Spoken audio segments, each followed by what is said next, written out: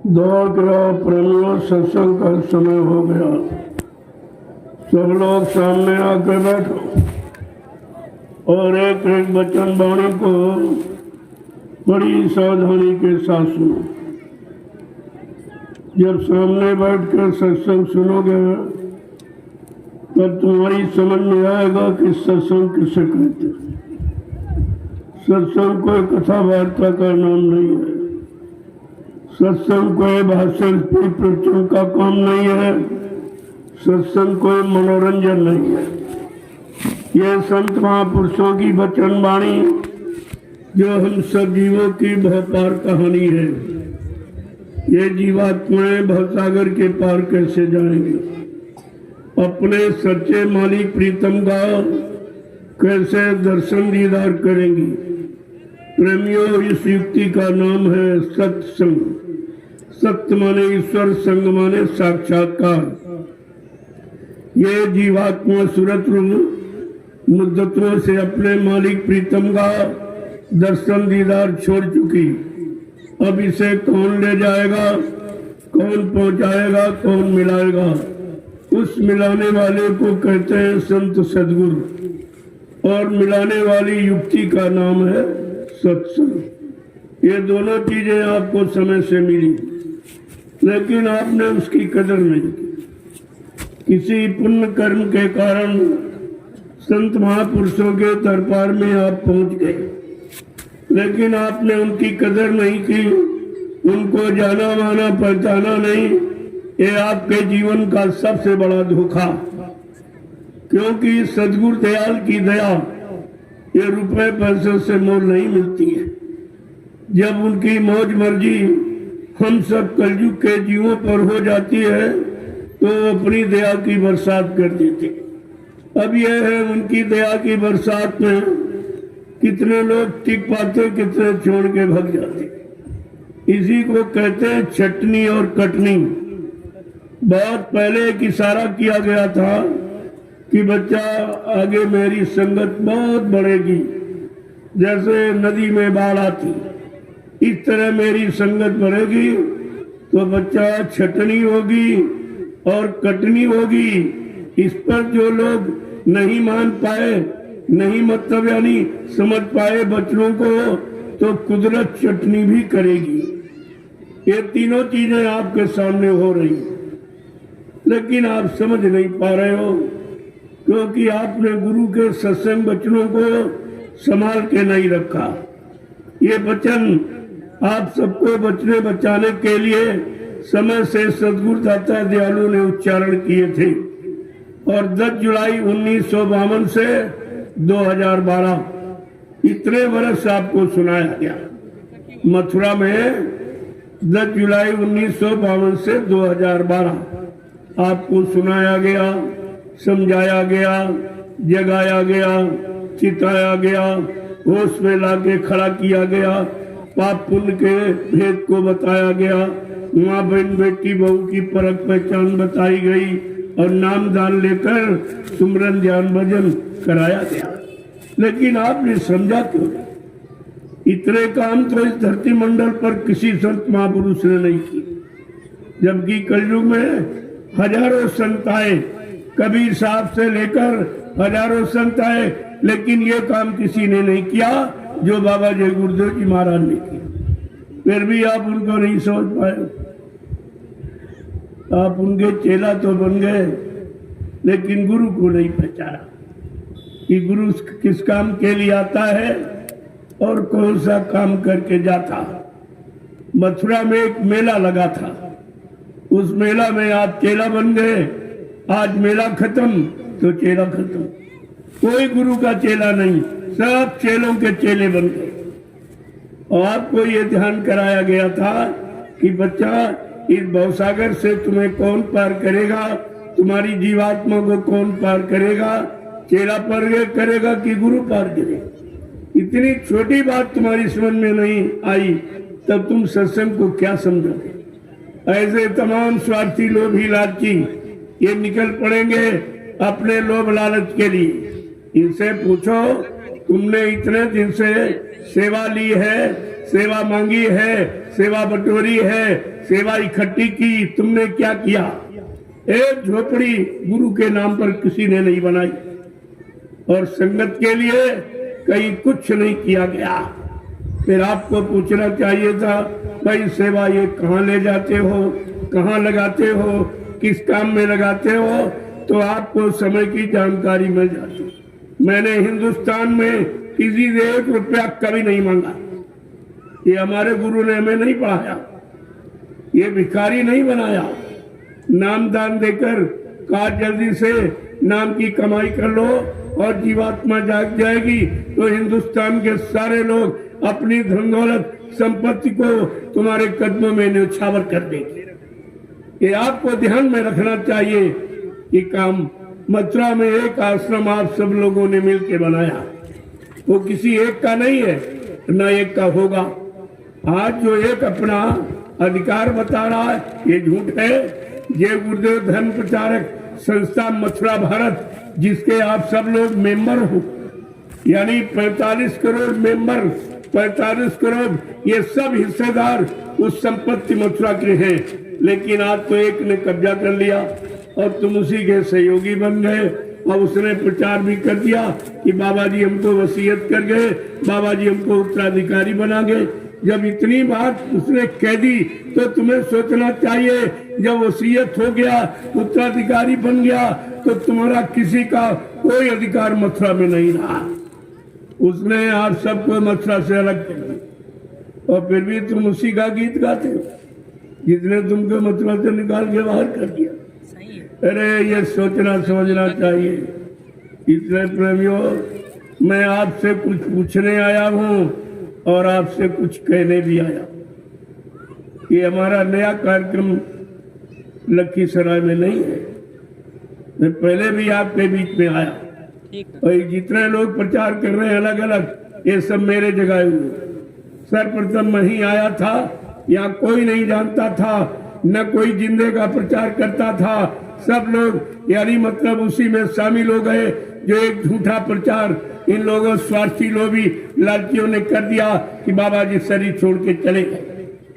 मैंने इस आवाज को बुलंद करने के लिए सर्वप्रथम हिंदुस्तान में अकेले मैंने डंका बजाया।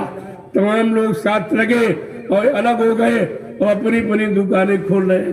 आप इनसे सावधान रहना, इनसे कुछ होने वाला नहीं है। जब एक झोपड़ी नहीं बनाई, कितनी आपसे सेवा लिया, इनसे सेवा मांगो, हिसाब मांगो कि आपने इतनी सेवा ली, कहाँ लगाई, कौन सा काम परमार्थ का तुमने किया, प्रेमियों के लिए, संगत के लिए, गुरु के लिए आपने कोई स्थान बनाया? प्रेमियों, मथुरा में एक स्थान बनाया जो तुम्हारे सबके गाड़ी कमाई और शरीर के परिश्रम से बना था। लेकिन मैंने जब इन लोगों ने इस आश्रम को गंदा कर दिया, उस पर यानी शराब कबाब ये सब तरह तरह के उपचार होने लगे। अभी क्या, जब आगे राज खुलेगा तब आपकी समझ में सब आ जाएगा। जब इन्होंने उस आश्रम को गंदा कर दिया और वो दादा गुरु की समाधि को भी अपवित्र कर दिया, तब मुझे मजबूर होकर 3 आश्रमों का निर्माण करना पड़ा।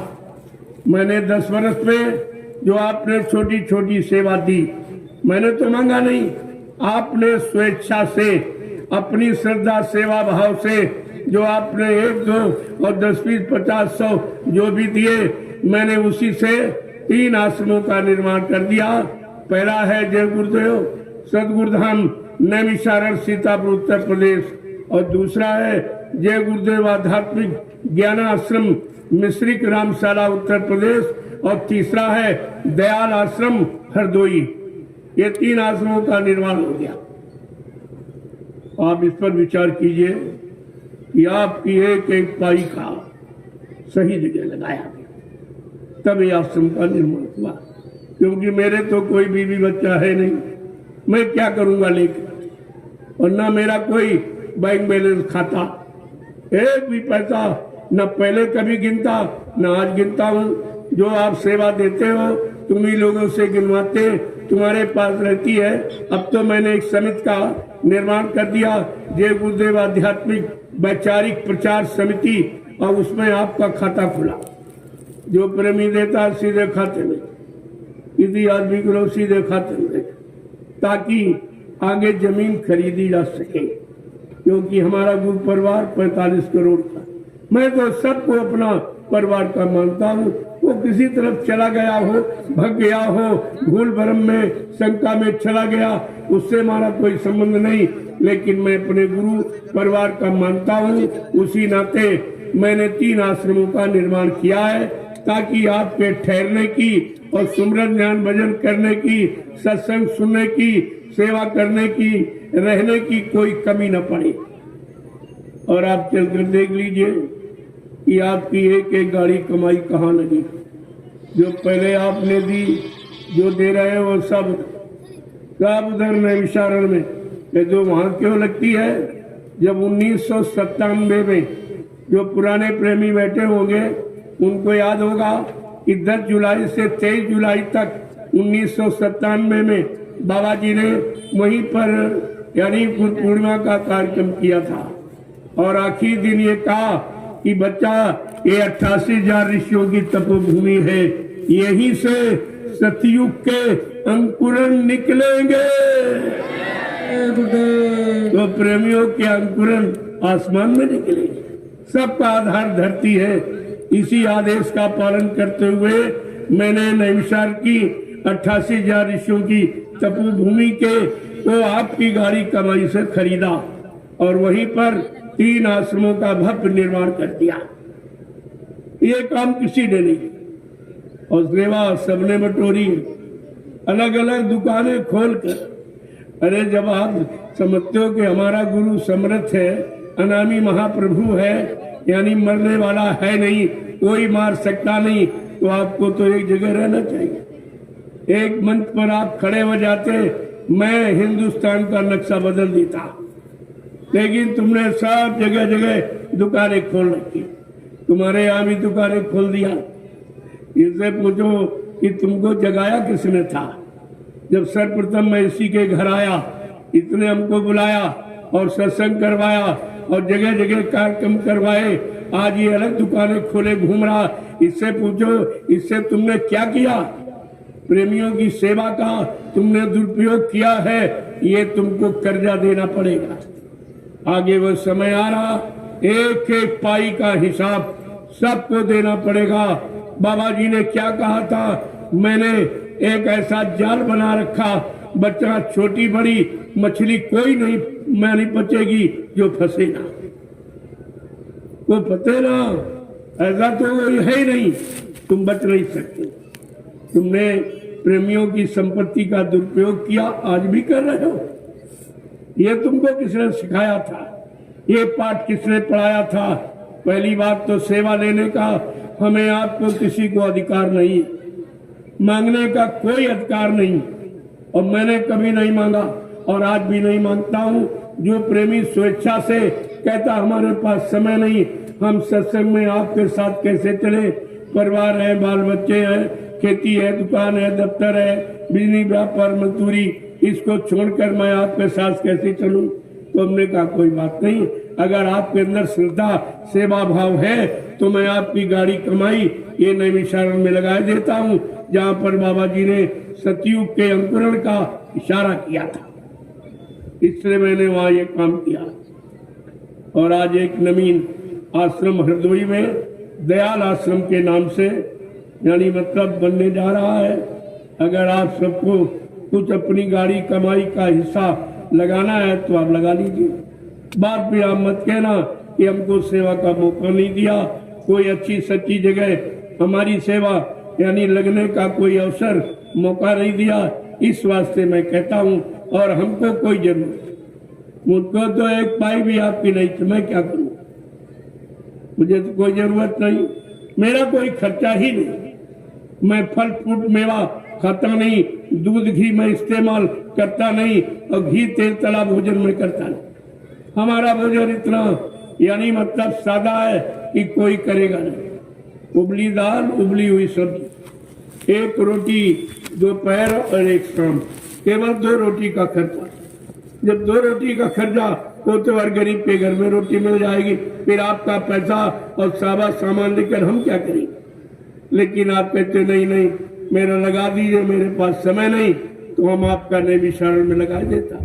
आप चल के देखिए कि तुम्हारी एक एक पाई कहाँ लगी, फिर आपको होश आएगा। जिनको दे रहे हो उनसे पूछो कि तुमने कहाँ लगाई। कोई एक झोपड़ी नहीं बनाई, सब खा गए, सब खाने चाटने में लगे, इनका कोई मतलब नहीं। उसे प्रेमियों की सेवा का मतलब ये समझते नहीं। बाबा जी ने क्या कहा था कि सत्संगी के कमाई के 9 अंगूर दांत, और भजन करे तो उभरे नहीं तो फरे आंख। इतना ये खराब है कि उस सत्संगी की कमाई ये गुरु की है, गुरु के लिए, गुरु के काम के लिए। और तुमने कहाँ लगाई जो सेवा ली है, और आप भी ले रहे हो। अब भी हम आपसे प्रार्थना के रूप में करते ये काम करना बंद कर। अगर तुम्हारे बस का नहीं है कहीं लगाने का, तो ये कर्जा, ये कर्म कर्जा बन जाएगा। हजारों साल आपको जन्म लेना पड़ेगा, बैल का, घोड़ा का, खच्चर का, गधा का, तब ये कर्जा अदा होगा। इसलिए प्रेमियों ऐसा कोई काम मत, चुपचाप सुमरन ध्यान भजन करो घर में बैठकर। अगर कुछ नहीं मालूम है तो भजन, अगर कुछ करना है समाज के लिए, देश के लिए, परिवार के लिए, तो आप काम करिए, आपको मना कौन करता। लेकिन कोई ऐसा काम मत करो जिससे संगत गुमराह हो, घर में फूट पड़े। अगर परिवार में फूट हो जाती तो परिवार की शक्ति कमजोर हो जाती। आज संगत में फूट इन कुछ स्वार्थी लोभी लालचियों ने फैला दी, जिससे संगत की शक्ति कमजोर हो गई। नहीं, हिंदुस्तान में जय गुरुदेव मिशन के अतिरिक्त कोई ऐसा मिशन नहीं था कि जिसमें इतना बड़ा संगठन। कुछ स्वार्थी लोभी लालचियों ने इस संगठन को खराब कर दिया।